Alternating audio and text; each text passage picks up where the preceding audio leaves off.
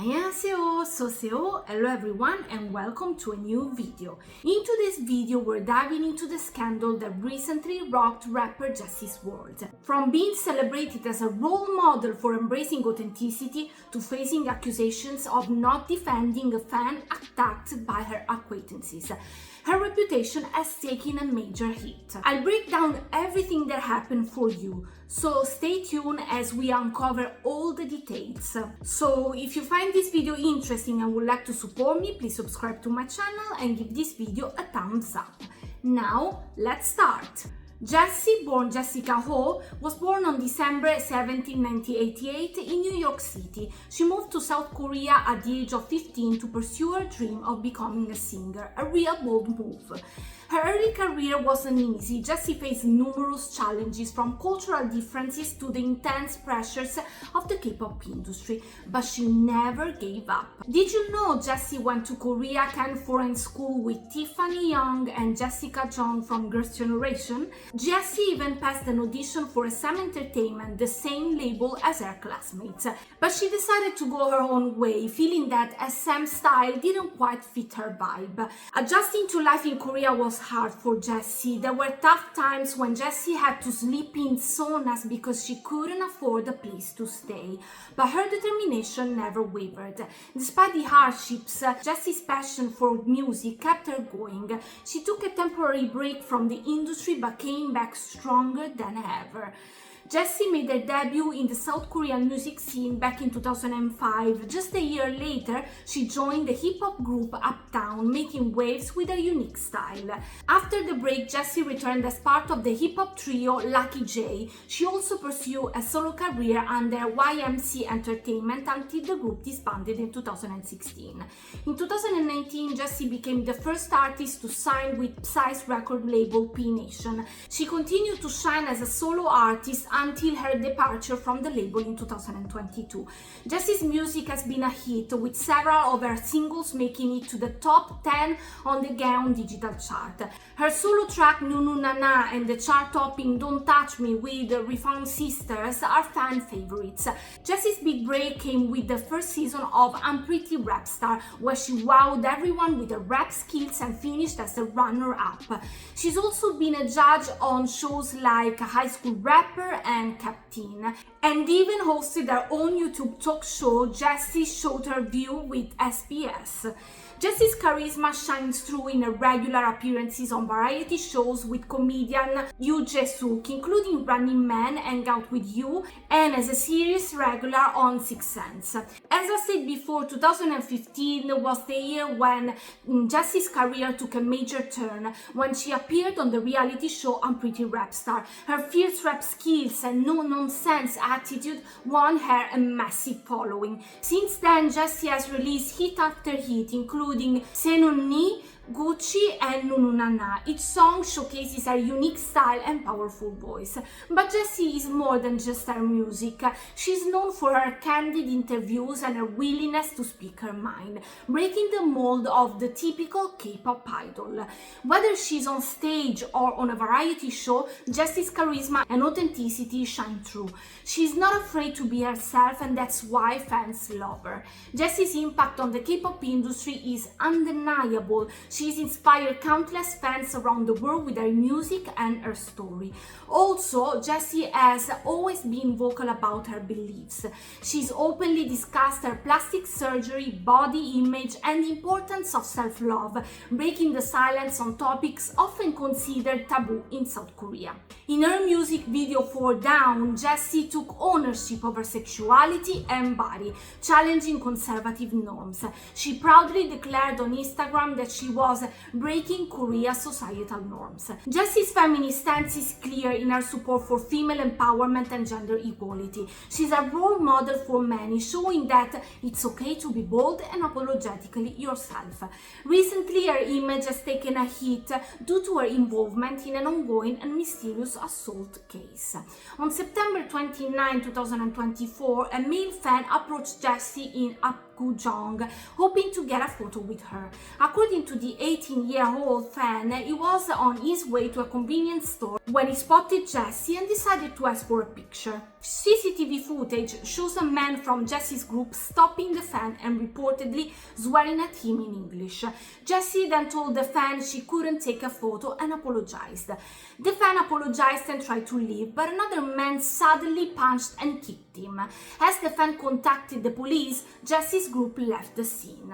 The police and the fan eventually located Jessi's group, who claimed they didn't know the fan. The victim's mother visited Jessi's agency, where she was told that the attacker was a Chinese national, unfamiliar with Jessi and a friend of a producer. Jessi's agency's lawyer stated that Jessi had no involvement in the assault and that they would assist in identifying the perpetrator. They emphasized that Jessi and her agency did not know the attacker and had met him for the first time that day. The police are investigating whether the attacker has left the country and are consulting with the producer to gather more information.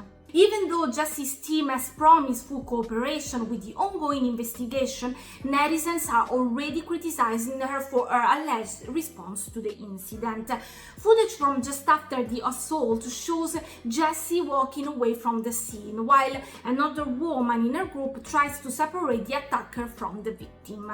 The victim claims he reached out to a producer who apologized but didn't provide any details about the attacker. The producer later contacted the victim again, insisting that Jessi didn't know the assailant and asking him to stop contacting and threatening her.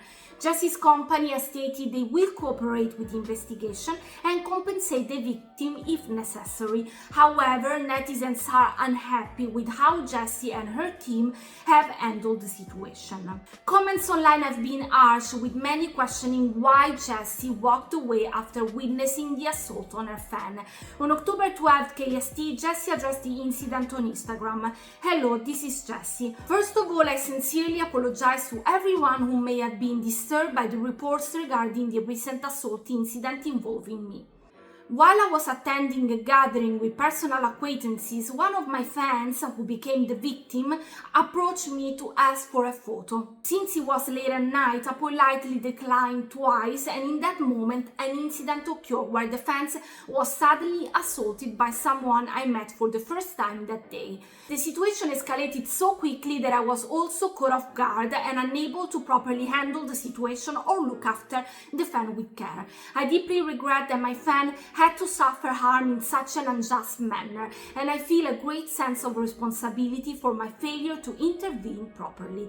After the incident, both my agency and I have been in contact with the victim's family and are working hard to help the victim find and bring the perpetrator to justice, so they can receive an apology and compensation, and so the perpetrator is held accountable and properly punished. I kindly request that you refrain from spreading unverified claims or speculative reports related to this incident, as it might cause further harm." The victim then claimed to have been assaulted not only by someone close to Jessi, but also by producer and rapper Koala, who was present with Jessi at the time. The victim suspects that Koala might be involved with a Korean gang. This story took a dramatic turn when the victim and their mother appeared on JTBS Crime Thief, challenging Jessi's statement that the assailant was not her acquaintance. "I saw her apology, but I felt like she was just making excuses. It doesn't add up that the person who attacked my child was someone she met for the first time that day. My child insists that the person Jessi claimed was not her acquaintance was actually with her." That's what the mother said. The victim also expressed disappointment in Jessi's apology, feeling it lacked sincerity. It doesn't seem like she is reflecting at all, and using the term moral responsibility doesn't make it look genuine. The victim further alleged that Koala might be part of a gang. As I said, they described a disturbing encounter where Koala hit them in the stomach and acted aggressively. The victim even heard Koala mention a gang and noticed his unusual behavior. He said he first hit me in the stomach twice and kept pushing me with his head, even though I avoided him. I heard him say something about the gang when he was with friends, and his body movements didn't seem normal. I searched him up afterward, and it seemed like he was part of a Korean gang. Adding to the suspicion, Koala has a tattoo on his arm that reads KOS, which could stand for Korean Outlaws. Jessi's agency responded to these allegations, stating that Koala has collaborated with Jessi on music projects, but Jessi has no knowledge of Koala being involved in any gang activities. Koala has worked on music with Jessi several times. Jessi has no affiliation or knowledge about Koala being in a gang, they said. But who is Koala? Koala, whose real name is Jeffrey Her, is a South Korean rapper, songwriter, and record producer. He is also a co-founder of the record label Bubblehead Music. Koala was born in Seoul but moved to Los Angeles at a young age, where he was heavily influenced by West Coast hip-hop. He returned to Korea in 2011 and eventually entered the music industry, collaborating with artists like Jessi and J-Park. Koala's music often reflects his California upbringing, blending energetic and fun vibes with his own unique style. He has worked on various projects, including producing and songwriting for other artists, as I said. But let's go back to the facts now.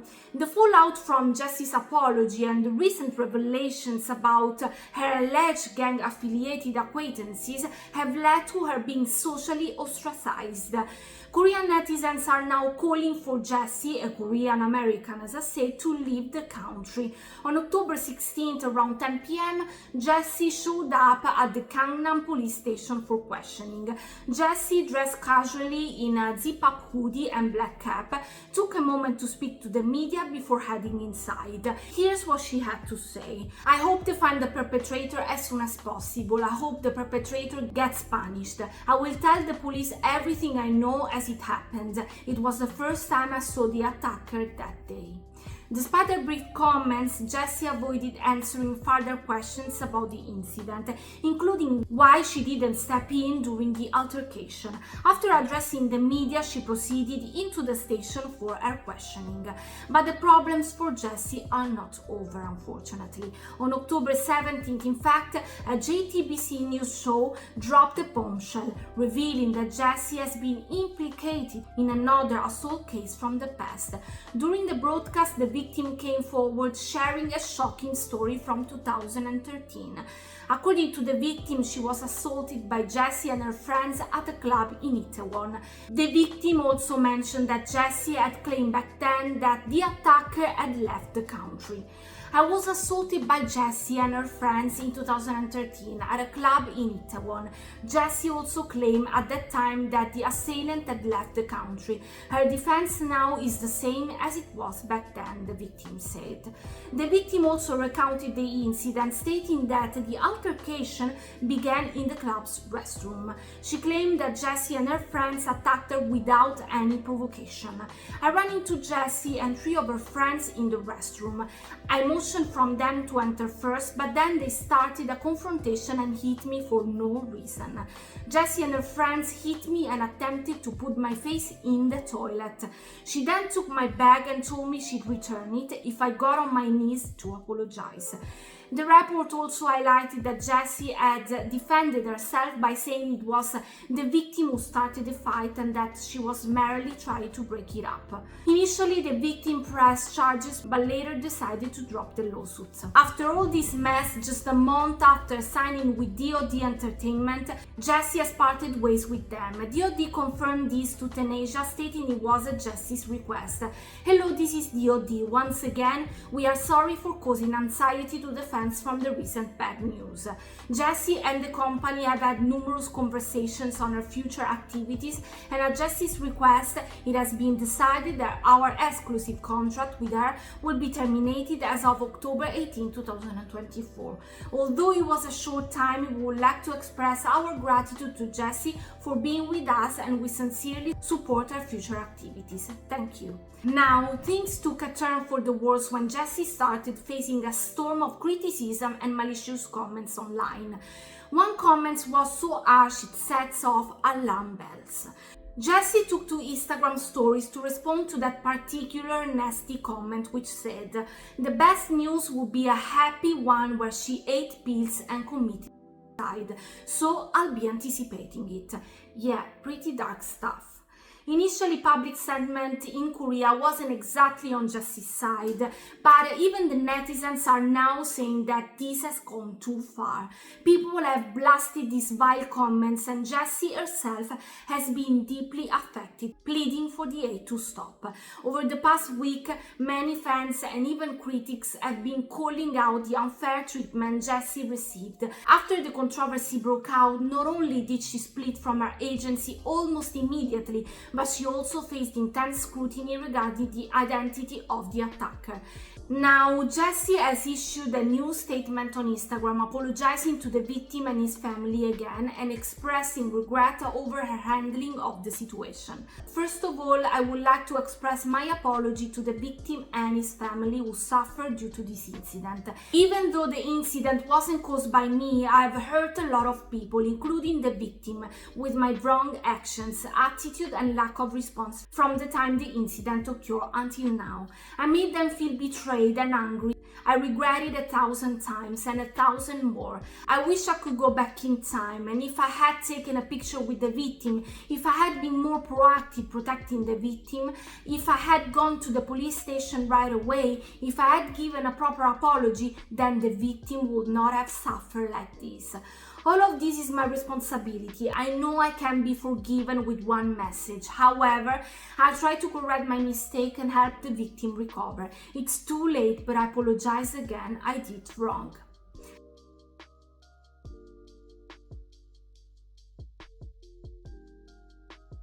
And that's it for now, but stay tuned for the next videos. Let me know your thoughts on what happened. Do you think Koala is actually part of a gang and Jessi didn't know? Would you consider her guilty as well for not doing much to help her fan? Please remember that there is a lot of work behind this kind of videos, so like and subscribe to support me. I will see you soon. 안녕히 가세요. Bye bye. Thank you very much.